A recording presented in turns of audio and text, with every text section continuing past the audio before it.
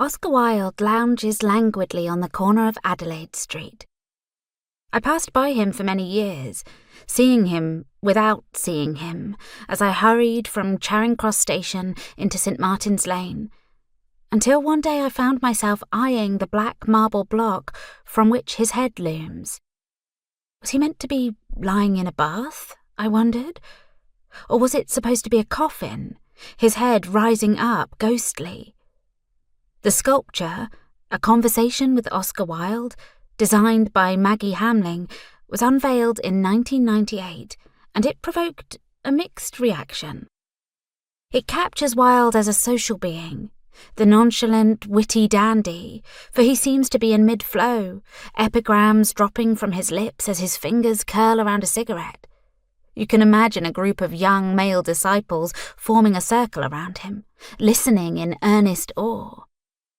As I came to work on Uneven, I felt a little hurt when I saw how often people discarded their rubbish across him. Haunted by my research into his final years when his surname was replaced by the prison designation C33, and he was locked away in his cell in Reading Jail, the light frail, his genius decaying with his health. But this sculpture captures Wilde on top form. His face is clean-shaven and his locks are long, rendered in stiff black curves. This was unusual in the Victorian era, when beards were in fashion.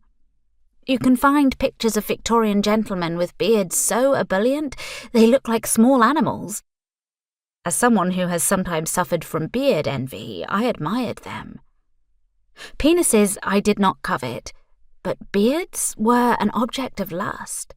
They could be pleasurably tugged when you were thinking deeply, gave age and profundity to a face, layered wisdom onto a chin. Being kissed by a man with a beard was also enjoyable. The sensation of prickle and tingle, the aftermath of a stubble rash, graffiti on my skin. Victorian facial hair reflected an age which celebrated the patriarch, the man as head of home. Women, meanwhile, forced themselves into corsets that damaged their health, or wore bell-hoop skirts that made it so hard to sit comfortably in a train carriage that travel became undesirable.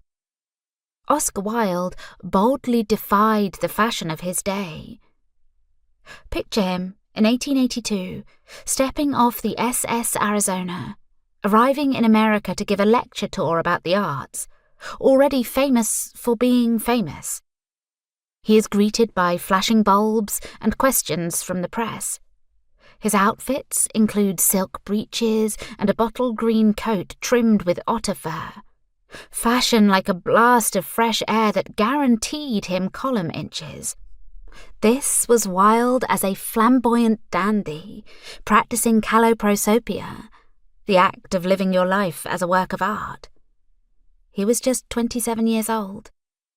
A friend warned me that if I wrote about Oscar Wilde's bisexuality, I would offend people, that I would corrupt his status as a gay icon. But Wilde's own grandson, Merlin Holland, has publicly declared that as a gay icon, Wilde is flawed, asserting that Wilde married for love, not as a smokescreen, and that his sexuality is complex. If it was a black and white story of Oscar just being homosexual from the year one and concealing it and finally coming to terms with it, it would make a much less interesting story.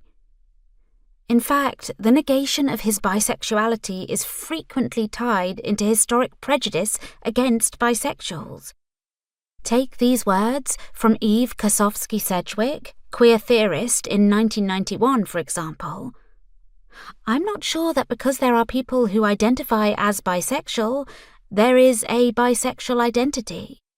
The interviewer goes on to summarize that, in questioning whether bisexuality is a potent identity, Sedgwick points to historical figures the gay and lesbian community claims as lesbian and gay.